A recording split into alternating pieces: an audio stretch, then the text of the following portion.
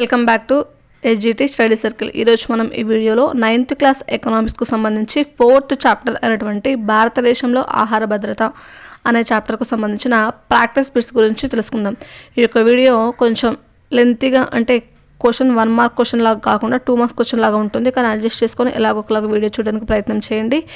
Previous చాప్టర్కు సంబంధించినటువంటి practice bits అనేవి ఈ వీడియో కింద డిస్క్రిప్షన్లో పిన్ చేయడం జరిగింది. ఇంకా మనం ఆలస్యం చేయకుండా వీడియోలోకి వెళ్ళిపోదాం. ముందుగా ఆహార భద్రత అంటే ఏమిటి? ఆహార భద్రత అంటే ఏమిటి అని అంటే, ప్రజలందరికీ అన్ని సమయాలలో గల ఆహార లభ్యత పొందే సౌలభ్యత మరియు స్తోమతను ఆహార భద్రతగా చెప్పవచ్చు. అంటే ప్రజలందరికీ అన్ని సమయాలలో ఆహారం పొందే లభ్యత, అలాగే సౌలభ్యత, స్తోమతను ఆహార భద్రతగా చెప్పవచ్చు. నెక్స్ట్ రెండవ ప్రశ్న, ఆహార భద్రత ఈ క్రింది కోణాలను కలిగి ఉంటుంది. ఆహార భద్రత అనేది ఆహార లభ్యత, అలాగే సౌలభ్యత, అలాగే స్తోమతను కలిగి ఉంటుంది. వీటికి సంబంధించిన ఎక్స్ప్లెనేషన్ చేసుకుందాం. ముందుగా ఆహార లభ్యత అనేది అంటే ఏమిటి అని అంటే, దేశంలోని ఆహార ఉత్పత్తి, ఆహార దిగుమతులు ప్రభుత్వ ధాన్యాగారాలలో నిల్వ చేసి ఉన్న గత సంవత్సరపు నిల్వలను సూచిస్తుంది. ఆహార లభ్యత అనగా దేశంలోని ఆహార ఉత్పత్తి, ఆహార దిగుమతులు ప్రభుత్వ ధాన్యాగారాలలో నిల్వ చేసి ఉన్న గత సంవత్సరపు నిల్వలను సూచిస్తుంది. నెక్స్ట్ సౌలభ్యత. సౌలభ్యత అనగా ఆహారం ప్రతి ఒక్కరికి అందుబాటులో ఉండటాన్ని సూచిస్తుంది. సౌలభ్యత అనేది ఆహారం ప్రతి ఒక్కరికి అందుబాటులో ఉండటాన్ని సూచిస్తుంది. నెక్స్ట్ స్తోమత. ఒక వ్యక్తి తనకు సరిపడినంత రక్షిత పోషకాహారాన్ని కొనుగోలు చేయడానికి అవసరమైన డబ్బును కలిగి ఉండటాన్ని సూచిస్తుంది.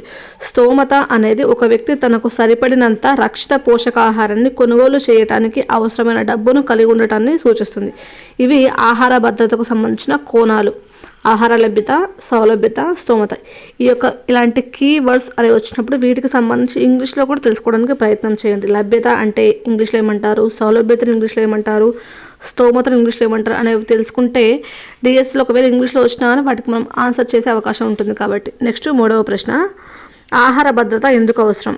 ఆహార భద్రత అనేది ఎందుకు అవసరం అని అంటే, కరువు, ప్రకృతి వైపరీత్యాల సమయంలో ఆహార కొరత ఏర్పడినప్పుడు ఈ యొక్క ఆహార భద్రత అనేది ఉపయోగపడుతుంది. ఎప్పుడైనా కరువు సంభవించినా, లేకపోతే ప్రకృతి వైపరీత్యాలు సంభవించినా కానీ ఆహారం కనుక మనం భద్రపరుచుకొని ఉంటే ఆ భద్రపరుచుకున్న ఆహారం అనేది ఆ యొక్క పరిస్థితులలో ఉపయోగపడుతుంది. కాబట్టి ఆహార భద్రత అనేది అవసరం.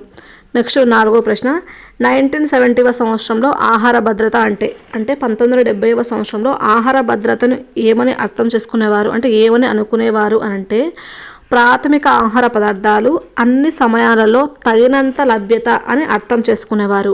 1970 సంవత్సరంలో ఆహార భద్రత అంటే ప్రాథమిక ఆహార పదార్థాలు అన్ని సమయాలలో తగినంత లభ్యత అని అర్థం చేసుకునేవారు. నెక్స్ట్ అమర్త్య సేన్ ప్రకారం ఆహార భద్రత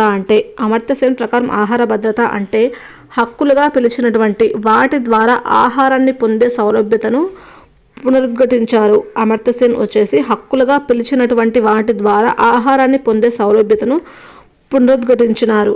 నెక్స్ట్ ఆరో ప్రశ్న, అమర్త్య సేన్ ఆహార భద్రతను రెండింటి కలయికగా చెప్పడం జరిగింది. అవి ఏవి అనంటే, ఒకరు ఉత్పత్తి చేయగలిగిన వస్తువులు, అలాగే ప్రభుత్వం లేదా ఇతర సామాజిక వ్యవస్థలు ఉత్పత్తి చేసిన వస్తువులు.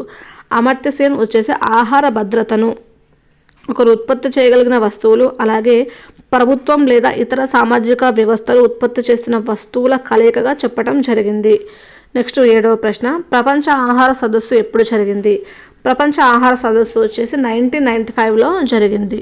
నెక్స్ట్ ఎనిమిదవ ప్రశ్న, ప్రపంచ ఆహార సదస్సులో FAO ఆహార భద్రతకు సంబంధించి ఏమని ప్రకటించింది అని అంటే, ఆహార అవసరాలు తీర్చుకోవడానికి, చురుకైన ఆరోగ్యకరమైన జీవితాన్ని గడపడానికి ఆహార ఎంపిక ప్రజలందరికీ అన్ని సమయాలలో తగినంత సురక్షితమైన పోషకాహారాలను పొందే భౌతిక, ఆర్థిక సౌలభ్యతను కలిగినప్పుడు ప్రపంచ స్థాయిలో ఆహార భద్రత ఉంటుంది అని ప్రకటించడం జరిగింది. దీనికి సంబంధించి టెక్స్ట్ బుక్ పేజ్ నెంబర్ 95 ఇవ్వడం జరిగింది. టెక్స్ట్ బుక్స్ ఉన్నవారు చదవండి. నెక్స్ట్ దీనికి సంబంధించి ఇంపార్టెంట్ నోటు, ఆహార సౌలభ్యతను మెరుగుపరుచుకోవడానికి పేదరిక నిర్మూలన అవసరమని కూడా FAO గుర్తించింది. ఆహార సౌలభ్యతను మెరుగుపరుచుకోవడానికి పేదరిక నిర్మూలన అవసరమని కూడా FAO గుర్తించింది. తొమ్మిదవ ప్రశ్న, భారతదేశంలో సంభవించిన అత్యంత విధ్వంసకరమైన కరువుగా దేనిని చెప్పవచ్చు? భారతదేశంలో సంభవించిన అత్యంత విధ్వంసకరమైన కరువుగా దేనిని చెప్పవచ్చు అని అంటే 1943లో వచ్చిన బెంగాల్ కరువు 1943లో వచ్చిన బెంగాల్ కరువును భారతదేశంలో సంభవించిన విధ్వంసకరమైన కరువుగా చెప్పవచ్చు. నెక్స్ట్ బెంగాల్ కరువు సమయంలో బెంగాల్ ప్రావిన్స్లో ఎన్ని లక్షల మంది మరణించారు? బెంగాల్ కరువు సమయంలో 30 లక్షల మంది మరణించడం జరిగింది. నెక్స్ట్ 11వ ప్రశ్న, బెంగాల్ కరువు వల్ల ఎక్కువగా ప్రభావితమైన వారు ఎవరు? బెంగాల్ కరువు వల్ల ఎక్కువగా ప్రభావితమైన వారు ఎవరు అంటే వ్యవసాయ కూలీలు, మత్స్యకారులు, రవాణా కార్మికులు మరియు ఇతర సాధారణ కార్మికులు. వీరు ఎక్కువగా ప్రభావితమయ్యారు బెంగాల్ కరువు నుంచి. వ్యవసాయ కూలీలు, మత్స్యకారులు, రవాణా కార్మికులు, ఇతర సాధారణ కార్మికులు. నెక్స్ట్ 12వ ప్రశ్న, బెంగాల్ ప్రావిన్స్లో ఆహార లభ్యతలో తీవ్ర క్షీణత ఏ సంవత్సరంలో కనబడుతుంది? బెంగాల్ ప్రావిన్స్లో ఆహార లభ్యతలో తీవ్ర క్షీణత ఏ సంవత్సరంలో కనబడుతుంది అని అంటే 1941లో. దీనికి సంబంధించి పేజ్ నెంబర్ 97లో ఒక టేబుల్ అనేది ఇవ్వడం జరిగింది. ఆ టేబుల్ కూడా చాలా ఇంపార్టెంట్. నెక్స్ట్ వచ్చేసి 13వ ప్రశ్న, ఆహార భద్రత లేనివారు ఎవరు? ఆహార భద్రత లేనివారు ఎవరు అని అంటే తక్కువ భూమి లేదా భూమి లేని ప్రజలు, సాంప్రదాయ చేతివృత్తుల వారు, సాంప్రదాయ సేవలు అందించేవారు, స్వయం ఉపాధి కార్మికులు మరియు బిచ్చగాళ్లతో సహా అనాథలు, తక్కువ వేతనం పొందే సాధారణ శ్రామిక మార్కెట్లో నియమితమైన శ్రామిక సభ్యులు గల కుటుంబాలు పట్టణ ప్రాంతాలలో ఆహార అభద్రతకు లోనవుతూ ఉన్నారు. ఆహార అభద్రతకు ఎవరు లోనవుతున్నారు అని అంటే తక్కువ భూమి లేదా భూమి లేని ప్రజలు, సాంప్రదాయ చేతివృత్తుల వారు, సాంప్రదాయ సేవలు అందించేవారు, స్వయం ఉపాధి కార్మికులు మరియు బిచ్చగాళ్లతో సహా అనాథలు, తక్కువ వేతనం పొందే సాధారణ శ్రామిక మార్కెట్లో నియమితమైన శ్రామిక సభ్యులు గల కుటుంబాలు పట్టణాలలో ఆహార అభద్రతకు లోనవుతూ ఉన్నారు. నెక్స్ట్ 14వ ప్రశ్న, national health and family survey NHFS ప్రకారం 1998-99లలో ఆహార అభద్రతకు గురైన మహిళలు, పిల్లల సంఖ్య ఇక్కడ వచ్చేసి 11 కోట్ల మంది. National health and family survey ప్రకారము 1998-99లలో ఆహార అభద్రతకు గురైన మహిళల, పిల్లల సంఖ్య వచ్చేసి 11 కోట్ల మంది. నెక్స్ట్ 15వ ప్రశ్న, దేశంలో అత్యధిక సంఖ్యలో ఆహార అభద్రత కలిగిన వ్యక్తులు ఏ రాష్ట్రాలలో ఉన్నారు? దేశంలో అత్యధిక సంఖ్యలో ఆహార అభద్రత కలిగిన వ్యక్తులు ఏ రాష్ట్రాలలో ఉన్నారు అని అంటే ఉత్తరప్రదేశ్లో పర్టికులర్గా తూర్పు మరియు ఆగ్నేయ భాగాలలో, బీహార్ రాష్ట్రం, జార్ఖండ్, ఒడిశా, పశ్చిమ బెంగాల్, ఛత్తీస్గఢ్, మధ్యప్రదేశ్ మరియు మహారాష్ట్రాలలో ఉన్నారు. వీటికి సంబంధించి ఈజీగా ఎలా గుర్తుపెట్టుకోవాలంటే షార్ట్కట్ కోడ్ వచ్చేసి బీజాప మాచా ఓ ఉమా. బీజాప మాచా ఓ ఉమా. బి అంటే బీహారు, జా అంటే జార్ఖండ్, పా అంటే పశ్చిమ బెంగాల్, మా అంటే మధ్యప్రదేశ్, చా అంటే ఛత్తీస్గఢ్, ఓ అంటే ఒరిస్సా, ఊ అంటే ఉత్తరప్రదేశ్, మా అంటే మహారాష్ట్ర. దీనికి సంబంధించిన షార్ట్కట్ కోడ్. నెక్స్ట్ 16వ ప్రశ్న, గోధుమ విప్లవం అనే పేరుతో ప్రత్యేక స్టాంపును విడుదల చేసిన సంవత్సరం. గోధుమ విప్లవం అనే పేరుతో భారత ప్రభుత్వం ప్రత్యేక స్టాంపును విడుదల చేసిన సంవత్సరం వచ్చేసి 1968 జూలైలో. ఈ యొక్క గోధుమ విప్లవం వచ్చేసి 1968 జూలైలో ఈ యొక్క స్టాంపును విడుదల చేయడం ద్వారా వ్యవసాయంలో హరిత విప్లవం యొక్క అద్భుతమైన పురోగతిని సాధించింది. ఈ యొక్క పురోగతిని ధృవీకరించిన అప్పటి భారత ప్రధాని ఎవరు అనంటే ఇందిరాగాంధీ గారు. నెక్స్ట్ 18వ ప్రశ్న, 2015-16వ సంవత్సరంలో ఆహార ధాన్యాల ఉత్పత్తిలో అత్యధిక అభివృద్ధి సాధించిన రాష్ట్రాలు ఏవి? 2015-16వ సంవత్సరానికి గాను ఆహార ధాన్యాల ఉత్పత్తిలో అత్యధిక అభివృద్ధి సాధించిన రాష్ట్రాలు ఏవి అనంటే ఉత్తరప్రదేశ్, మధ్యప్రదేశ్ రాష్ట్రాలు. నెక్స్ట్ క్వశ్చన్, 2015-16వ సంవత్సరంలో ఆహార ధాన్యాల ఉత్పత్తిలో ఉత్తరప్రదేశ్, మధ్యప్రదేశ్ రాష్ట్రాలు ఎన్ని మిలియన్ టన్నులతో అత్యధిక వృద్ధిని సాధించాయి? ఉత్తరప్రదేశ్ వచ్చేసి 44.01 మిలియన్ టన్నులతో మరియు మధ్యప్రదేశ్ రాష్ట్రం వచ్చేసి 30.21 మిలియన్ టన్నులతో అత్యధిక వృద్ధిని సాధించాయి. నెక్స్ట్ ప్రశ్న, మొత్తం ఆహార ధాన్యాల ఉత్పత్తి 2015-16వ సంవత్సరంలో ఎన్ని మిలియన్ టన్నులు? మొత్తం ఆహార ధాన్యాల ఉత్పత్తి వచ్చేసి 2015-16వ సంవత్సరానికి గాను 252.22 మిలియన్ టన్నులు. 252.22 మిలియన్ టన్నులు. నెక్స్ట్ 20వ ప్రశ్న, 2016-17వ సంవత్సరంలో మొత్తం ఆహార ధాన్యాల ఉత్పత్తి ఎన్ని మిలియన్ టన్నులు? ఇందాకటి క్వశ్చన్ వచ్చేసి 2015-16వ సంవత్సరం.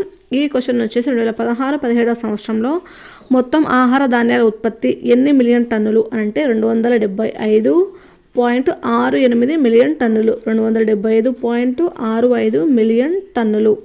నెక్స్ట్ 23వ ప్రశ్న, గోధుమ పంటలో ఉత్తరప్రదేశ్, మధ్యప్రదేశ్ రాష్ట్రాలు 2015-16వ సంవత్సరంలో ఎన్ని మిలియన్ టన్నుల ఉత్పత్తిని సాధించాయి? గోధుమ పంటలో ఉత్తరప్రదేశ్, మధ్యప్రదేశ్ రాష్ట్రాలు 2015-16 సంవత్సరానికి గాను ఎన్ని మిలియన్ టన్నుల ఉత్పత్తిని సాధించాయి అని అంటే ఉత్తరప్రదేశ్ రాష్ట్రం వచ్చేసి 26.87 మిలియన్ టన్నులు, మధ్యప్రదేశ్ వచ్చేసి 17.68 మిలియన్ టన్నులు. వరి ఉత్పత్తిలో పశ్చిమ బెంగాల్, ఉత్తరప్రదేశ్ రాష్ట్రాలు ఎన్ని మిలియన్ టన్నుల ఉత్పత్తిని సాధించాయి? ఇక్కడ వచ్చేసి పశ్చిమ బెంగాల్, ఉత్తరప్రదేశ్ రాష్ట్రాలు వరిలో 2015-16 సంవత్సరానికి గాను ఎన్ని మిలియన్ టన్నుల ఉత్పత్తిని సాధించాయి అని అంటే పశ్చిమ బెంగాల్ వచ్చేసి 15.75 మిలియన్ టన్నులు, ఉత్తరప్రదేశ్ వచ్చేసి 12.52 మిలియన్ టన్నులు. నెక్స్ట్ 25వ ప్రశ్న, భారతదేశంలో హరిత విప్లవం ఎప్పుడు ప్రారంభమైంది? భారతదేశంలో హరిత విప్లవం అనేది 1960లో ప్రారంభమైంది. నెక్స్ట్ 25వ ప్రశ్న, భారతదేశంలో హరిత విప్లవం ఎప్పుడు ప్రారంభమైంది? భారతదేశంలో హరిత విప్లవం అనేది 1960లో ప్రారంభమైంది. ఇది టెక్స్ట్ బుక్లో లేదు, అయినా ఇవ్వడం జరిగింది. ఈ యొక్క హరిత విప్లవం 1960లో భారతదేశంలో ప్రారంభమైంది. నెక్స్ట్ ఇంపార్టెంట్ నోటు, 1970 తొలి దశకంలో హరిత విప్లవం ప్రారంభమైనప్పటి నుంచి ప్రతికూల వాతావరణ పరిస్థితులలో కూడా దేశం కరువును నివారించింది. అంటే 1960లో ప్రారంభమైన హరిత విప్లవం అనేది ఈ యొక్క తొలి దశకంలో అనగా 1970 తొలి దశకంలో ప్రతికూల వాతావరణ పరిస్థితులు ఏర్పడినప్పటికీ కూడా దేశం కరువు నుండి నివారించింది. నెక్స్ట్ 27వ ప్రశ్న, దేశమంతటా భిన్న రకాలైన పంటలు పండించడం వల్ల గడిచిన డాష్ ఏళ్లలో భారతదేశం ఆహార ధాన్యాలలో స్వయం సమృద్ధిని సాధించింది. దేశమంతటా భిన్న రకాలైన పంటలు పండించడం వల్ల గడిచిన 30 ఇయర్స్లో అంటే గడిచిన 30 ఏళ్లలో భారతదేశం ఆహార ధాన్యాలలో స్వయం సమృద్ధిని సాధించింది.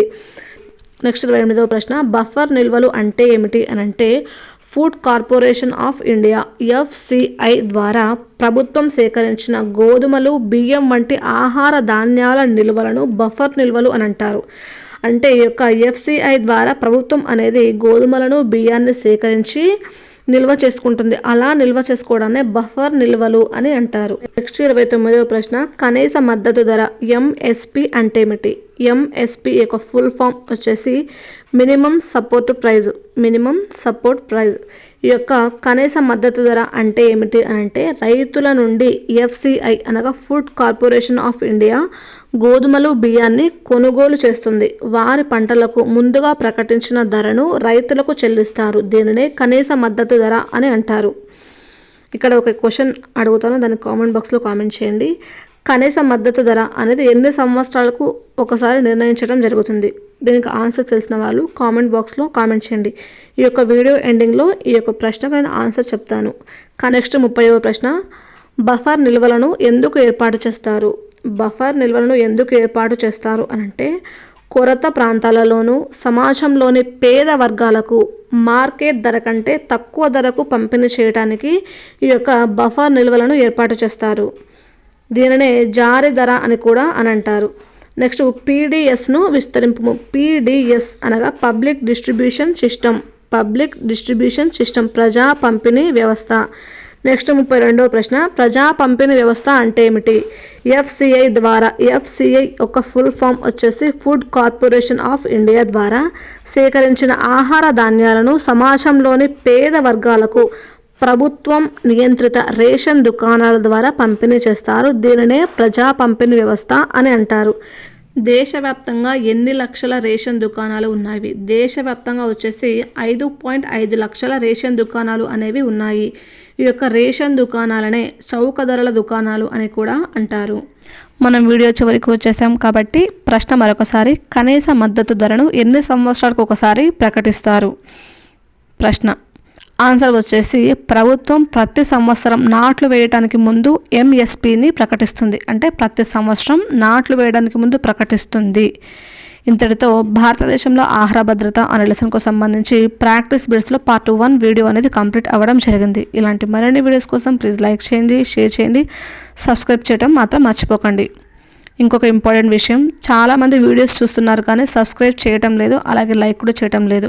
మీరు సబ్స్క్రైబ్ చేసి నన్ను కనుక సపోర్ట్ చేస్తే ఇలాంటి మరిన్ని వీడియోస్ చేయాలి అనే ఉత్సాహం నాలో కూడా కలుగుతుంది. కాబట్టి please subscribe my channel. Thank you for watching.